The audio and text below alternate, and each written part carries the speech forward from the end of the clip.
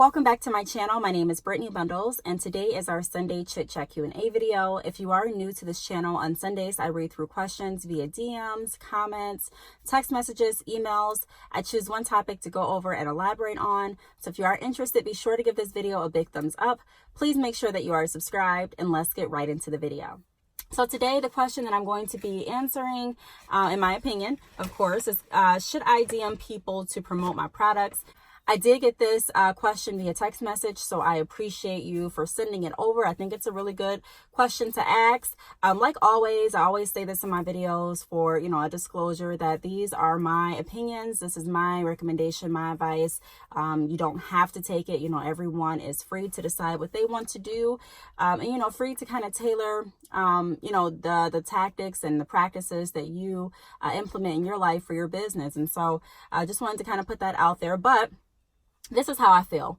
As far as if you should DM people. Now, I don't necessarily have a problem with you DMing people. I've even DM'd people for positions at my salon when I was hiring. So I don't have a problem with DMs. I do want to just remind everyone that not everyone checks their DMs, and then also to not be spammy, if that makes sense. Like, I'm going to get into it the further we go into the video, but it's not a bad idea. It's not really what you do, it's how you do it. It's kind of one of those scenarios. So if you do decide to DM someone to offer your products and services, I do recommend that you tailor your offer specific to that person's page, kind of like make it make sense. So if it is someone, you see a page and their page, it's their dog business page, for example, and on that business page all you see are dogs and dog food and dog collars and this and that.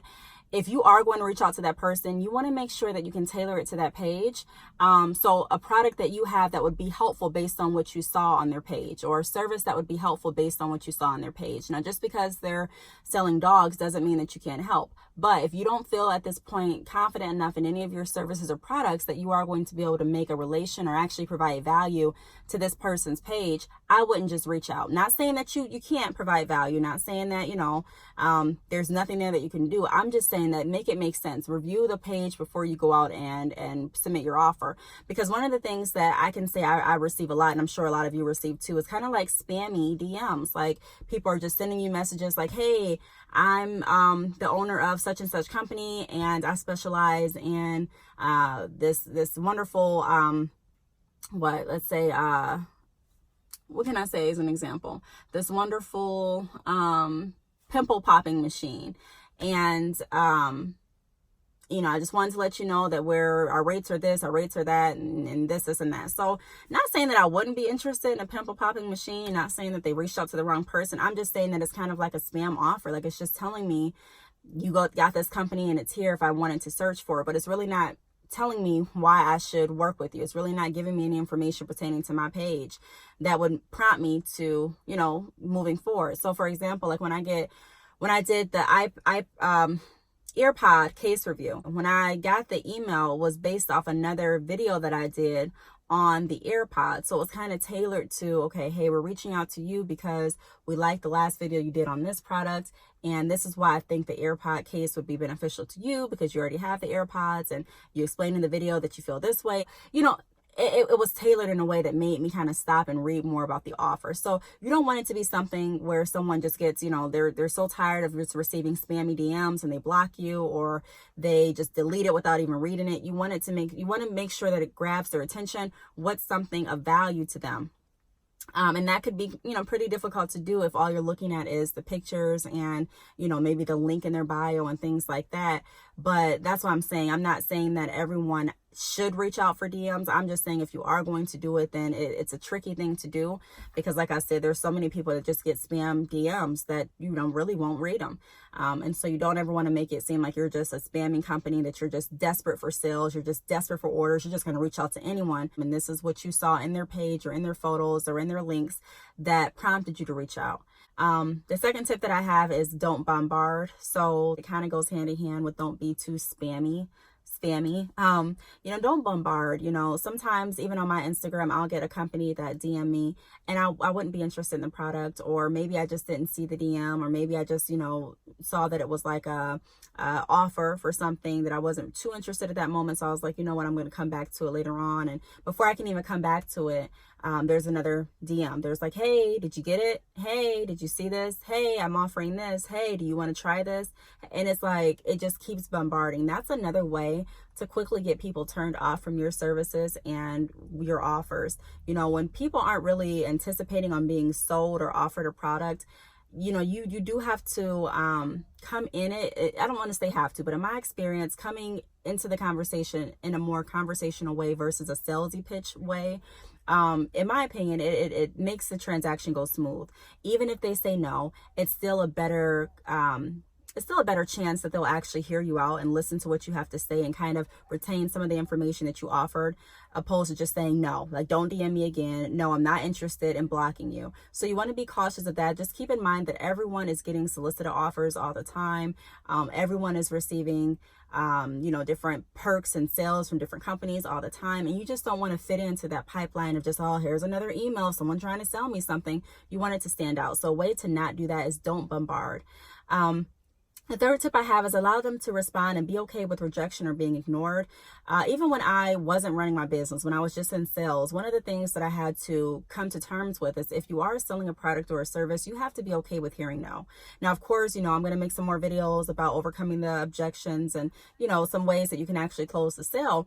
But being told no is actually a common practice in sales. I mean, it's just common. It's going to happen. I'm not saying that you want it to happen. I'm not saying that you're going to feel the best when it happens, but you have to learn to separate your personal feelings sometimes as far as rejection in your business, because you are going to be told no. There are going to be some people that are just not interested in what you're offering. There are going to be some people that just don't want to hear it. Today is not the day. They just don't care what you're offering, and they don't really care what you're selling. And it doesn't mean that they're bad people. It doesn't mean that they're just rude. It doesn't mean any of that. It just means that they're not interested at the time. So before you reach out to anyone, before you are offering any of your services, be prepared to accept rejection. Be okay and already have in your mind that if they say no, that's fine. This is what I'm going to do. And a lot of times when people tell me no, that's fine, but I'll always kind of like leave a lingering offer or a lingering piece of value that they may come back and think about. And that has happened to me numerous times, not just in my business, but also when I was selling other products for different companies.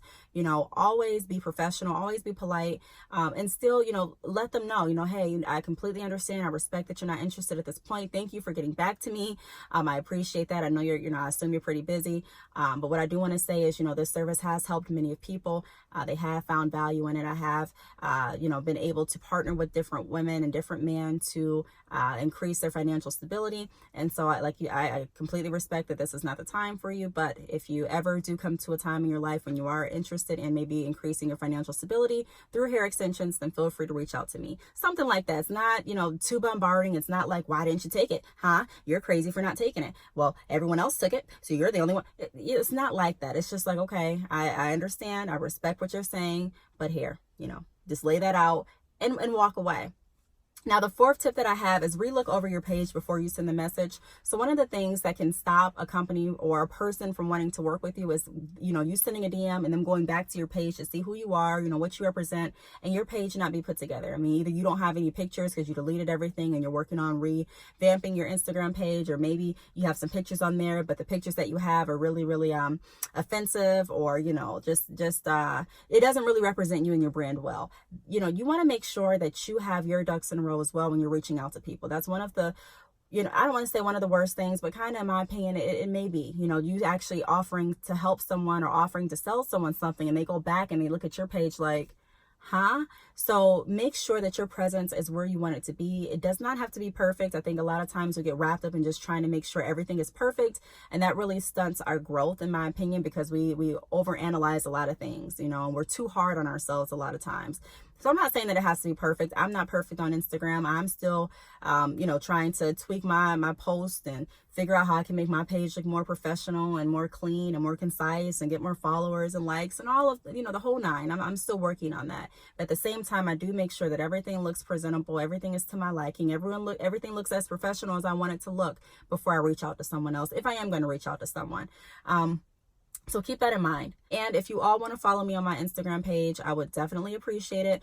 The links are always down below, but you can also, I'm going to say it in the video as well. So you can follow me on Instagram at Brittany_bundles. I'm going to put it across the screen. And then you can also follow me on my business Instagram page, which is Bad Chick Hair. And then I also do have another business page, which is Bad Chick Hair _biz, B-I-Z. So check me out there. And then also number 5, the tip that I have is show love. So you can show love by, liking a comment, following back, liking a picture, find different ways to show love. But that's another way to kind of open up the conversation, because you have to realize that a lot of people, when you're coming to them and you're just doing kind of like a cold sales, that's what we used to call it in when I was working at a different company, either a cold sales call. It's pretty much you're just calling someone blind and you're hoping that they won't hang up as soon as they hear your voice. You're hoping that you can keep their attention long enough for you to explain what it is you can offer to them, and you're hoping that they say yes. So pretty much you're just, reaching out to people at random. And so you do want to show love, if you can, if you're following them back or liking their picture or leaving them a comment or supporting them some way. Let them know that you are really interested in what they're doing, to let them know that you do like what they're doing, and to show respect. A lot of times you'll see people, and their comments will be held for review. You'll see people that come under, I see people that come under my YouTube page, and they'll be like, hey, my name is such and such. I work for this company. This is what I can do. If anyone wants to contact me, here's my email address. And YouTube, a lot of times they hold those comments for spam review, because it just seems like you're just giving a cold sales offer in someone's comment. Like it doesn't seem like you were interested in the video. It doesn't seem like you really engaged with anything. It's just like, hey, this is me, contact me.